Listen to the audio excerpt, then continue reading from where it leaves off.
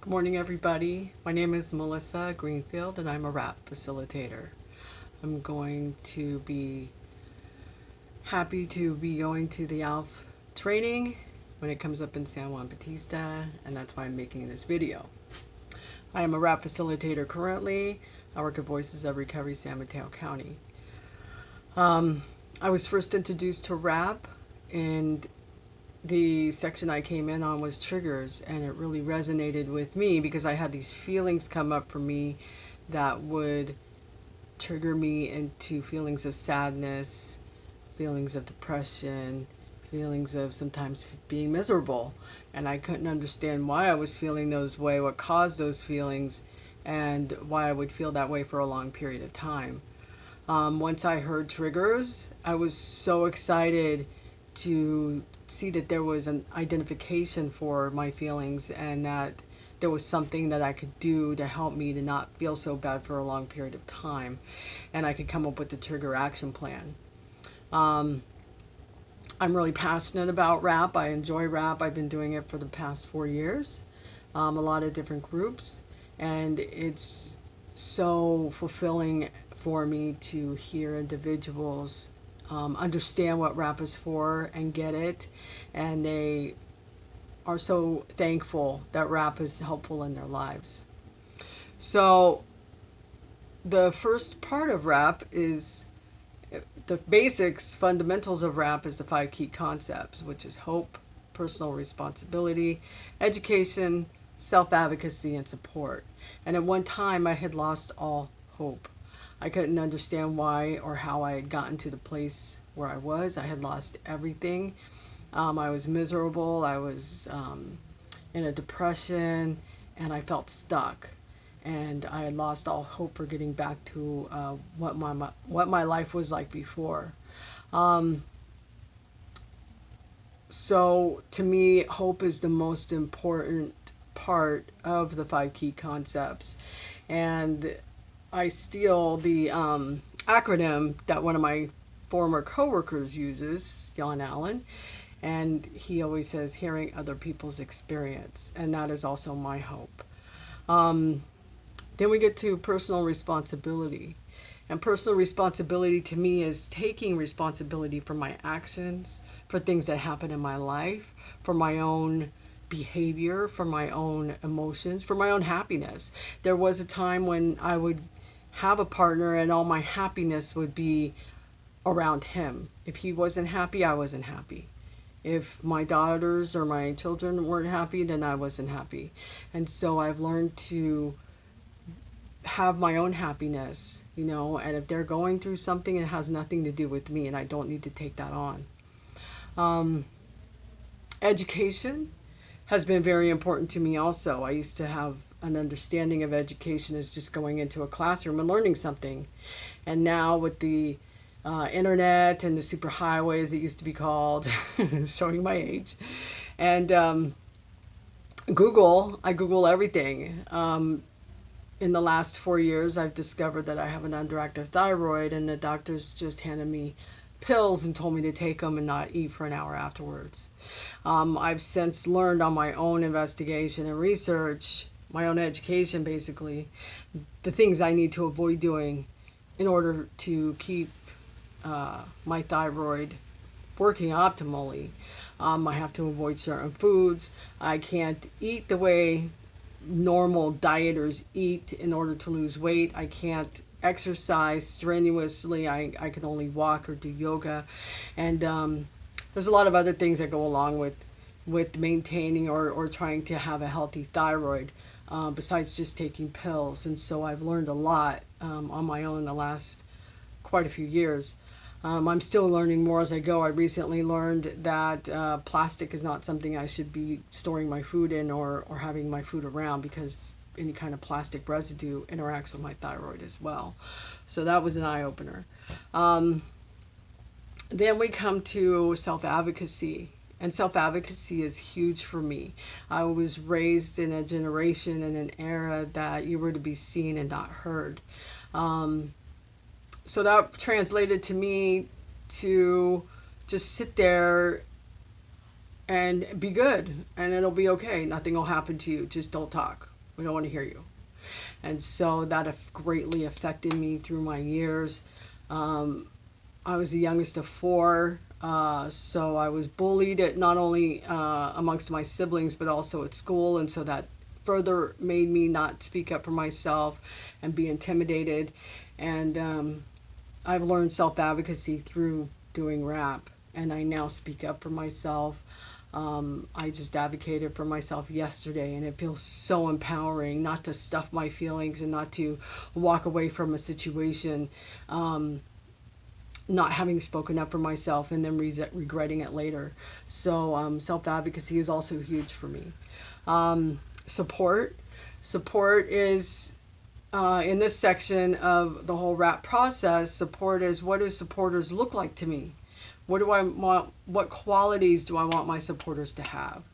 And they need to be a good listener. I would like for them to be funny, encourage me to laugh, not make light of my feelings or concerns, not tease me, and not to interrupt me or try and complete my sentences for me when I am talking to them and trying to express myself. So that's the 5 key concepts of hope, and definitely I feel the foundation of wellness within the whole scope of rap. And that brings us to our wellness toolbox.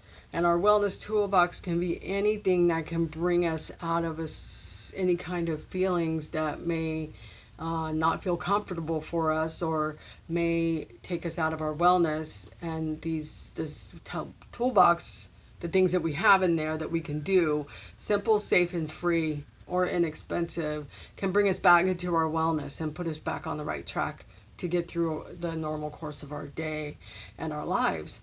One of my wellness toolboxes is certainly a gratitude list that I can go through in my head. And if I'm driving and something happens on the road, or I get an uncomfortable phone call, or something happens where can't access all of my tools, I could go through a gratitude list. So I certainly always have my phone with me. I could call somebody for support, or I could get to my Candy Crush game and just focus on that one task for a few minutes to organize my feelings back, and so they're not overwhelming for me. The wellness toolbox, in some of our groups, we actually make boxes for individuals to put positive affirmations in, or whatever they'd like. And that tends to be one of the most favorite things in our groups that we do. That takes us to the daily maintenance plan. And the daily maintenance plan has 3 parts. It's, what do I look like when I'm well? The things I need to do every day to stay in my wellness, and the things I choose to do to stay in my wellness. And the daily maintenance list, the first part, things I need to do every day, is like my to-do list every day. These are the things that I need to do for myself to stay in my wellness. And it's just a routine every morning. And for example, if I miss my coffee, it doesn't get me off course for the day, but it doesn't make me feel like I'm having a regular day. So those are some of the things that I need to do every day, as well as pray and meditate in order to start my day off right. Then there's things I choose to do. Now, things I choose to do can be plan a vacation, or plan a hike once a month, or meet up with a friend to go to coffee and just catch up with them. Those are things I choose to do that is a positive thing that isn't part of my daily routine, that reinforces my wellness. And those are things that we choose to do. Then that brings us to triggers and triggers action plan. And triggers are external events that could trigger us into feelings that could take us out of our wellness, or things that can make us feel uncomfortable. Triggers can be come out of nowhere. They could come out of nowhere, and they typically do. I could be walking down the street and smell a certain smell. I used a wrap plan for losing weight at one point, and I lived in an area where at 4 o'clock every day I could smell fresh tortillas being cooked, and I immediately wanted to go get burritos, tacos, whatever. And so I had to come up with a plan in order to counteract that because I was trying to lose weight. So, triggers and triggers action plan. My action plan needs to be available to me to use whatever situation I'm in. Again, gratitude list, calling a friend, gardening, going to spend time with my grandchildren or my daughters. Those are things that are part of my triggers action plan and in my wellness toolbox. Early warning signs and action plan. Early warning signs are internal. They're within me. Nobody else can see them. Nobody else knows that something's going on with me, but they're internal to me. And so sometimes I recognize, and sometimes if they go on for too long, they can manifest themselves in behavior. And so I recognized that recently within myself when I was being short with a coworker, and in my heart I knew I was being short with this person, and I just couldn't stop myself from doing that. And so I really had to stop and think about where this was coming from, and that was not like me. So it was an early warning sign for me. And once I pinpointed why I was being short with this person, it was because of not being able to control another situation over here. I was able to control how I acted towards somebody else that was irritating me in that moment, and I'm not proud of it, but it's something that I went through, and I was able to pinpoint what the source of it was, and create an action plan. And my action plan was to start bringing things to this person, being nice and kind to this person again, and bringing myself out of that behavior. And that's been working. It's worked really well. And I sat down and talked to this person about it and confronted them, and not confronted them, but told them, apologized why I was acting that way, and we got through it. So that was awesome. When things are breaking down, an action plan is if the early warning signs are not caught. Then things start breaking down, and that's when things get very serious, because if you don't catch it at this point, it goes into a crisis. And so when things are breaking down is me not wanting to go see my grandchildren, avoiding phone calls from my family, getting into old behavior that I was at before, where I wasn't in my wellness at all, where I was in my depression and miserable state. That's when things start breaking down for me. And my action plan needs to be more direct. I can't have as many choices. So for instance, if I'm driving, I can't just do a gratitude in my list in my head. I need to pull over and take the time to call a supporter and do something that's more direct and that I know that will get me back into my wellness at that point, and just tell somebody I need help at this point. I need support. After when things are breaking down is the crisis plan, and there's 9 parts to the crisis plan. The first part of the crisis plan is, what do I look like when I'm well? Which is how we identified ourselves in the first part of the daily maintenance list. However, that list was for us to look at, only our eyes only. In the crisis plan, since we are able to share this with others if we choose to, our close supporters, we need to list specifics on what we look like when we're well, that others can look at and identify by being in our presence. What do we look like when we're well? And so this has to be a more specific list. After that is our sign supporters need to take over. What signs am I displaying that my supporters need to take over? And again, that has to be more specific so they can see, hey, she's not like she says she is when she's feeling well. Something is off. I need to get with her. I need to, start identifying if she needs help. And it's quicker when it's written down on this list. Number 3 is supporters and non-supporters. Who are your supporters and who are your non-supporters? And for instance, my supporter would be my sister, my older sister. She's always been my strong advocate since I was little. And she still is, even to this day. And we're in our 50s, and she still advocates for me to my parents and a lot of people. So it's awesome. So she would definitely be my supporter. My non-supporter would be my oldest brother. Not because I don't love him. I love him. It's just he lives in Oregon. We don't have a lot of interaction with each other. We see each other every couple of years, so he wouldn't know what my best interests would be if I would get into a crisis. And then there's another part of that, not supporters and non-supporters, that's also how does a dispute amongst your supporters get resolved. And so, for example, my parents, when I was in high school, put in their will, if we were to fight over anything in their will, the person who was starting the argument or who was disagreeing with what they wrote would only get $1 from the will. So that's specific. So how do you want your supporters to resolve any disputes? Number 4 would be medications. What are your medications? What are you allergic to? Or is it okay if you take name brand pills or generic pills?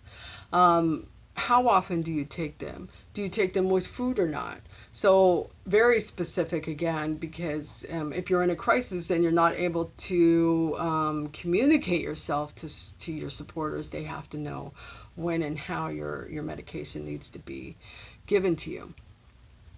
And then number 5 is treatments. What kinds of treatments do you want to have? Do you want to have alternative treatments? So instead of going to a traditional doctor, would you want to go to a chiropractor or an acupuncturist or a massage therapy, which is my choice. Also, any kind of holistic therapy, that takes into consideration the mind, body, spirit, and soul, the whole approach to healing. After that is number 6, home, community care, or respite care. And, the hospitals just want to get you well enough to get you out, and at that point they just, I don't want to say they don't care where you go, but they want you to go somewhere because they need that bed for somebody who's more sick than you. So a respite care. So for example, I know somebody who injured their leg, and the leg got so bad that they had gangrene and they almost lost their leg. And in the hospital, they got to a point of wellness where they didn't need to be in the hospital anymore. So they went to a respite center for 2 weeks in the community where they continued to care for him and show him how to dress his wounds. And then after 2 weeks, he was able to go home and take care of himself. So you want to identify those places in the community, and for any kind of crisis that may happen, people will know how to support you. Number 7 is treatment facilities, where you wish to go, where you wish to not go. Now, when I was in high school, there were stories of a hospital nearby where I grew up that were not very positive. There was a lot of negative feedback about people passing away from things they shouldn't have passed away from. And so on my high school records, and my high school records, I used to put, I definitely do not want to go to this hospital. This is the only hospital in the area I want to be taken to. So even at 16, 14, 15, 16, I knew at least that I self-advocated for myself, that I knew I didn't want to be taken to that hospital. Number eight is help from others and what that looks like. So help from others is things others can do for me that would be supportive, like play music, read to me, walk with me on a wellness walk around the block or in a park or preferably on the beach. Take me shopping or whatever. And then the next part of it is specific tasks somebody could do for me. Somebody can, uh-oh.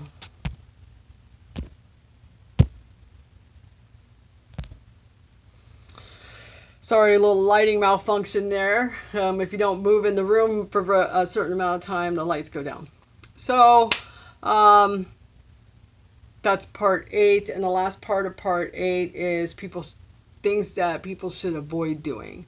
So, people should avoid playing certain kinds of music. I don't particularly care for rap music, so they should avoid that.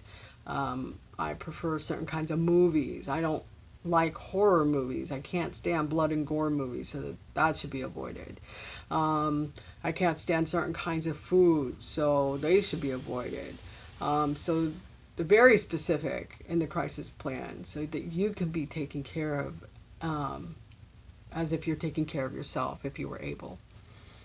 Number 9, the last part of the crisis plan is signs that this plan no longer needs to be used and signs that your supporters can see, like getting up, taking care of yourself and your hygiene, you're able to sleep through the night, signs like that. What does it look like when the supporters no longer need to use this plan and you could start, again, it looks like you're starting to get into your wellness again.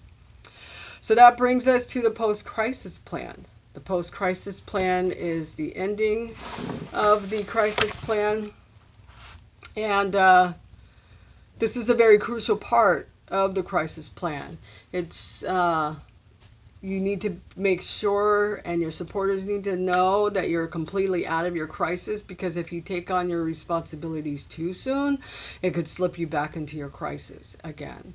So you really want to make sure that you ease back into your responsibilities, you take it slow, and you keep in mind self-care while you're taking back your responsibilities.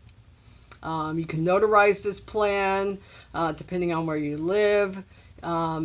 It will be recognized by the laws of your state that this is enforceable. So, thank you very much. That concludes the wrap overview, and thank you.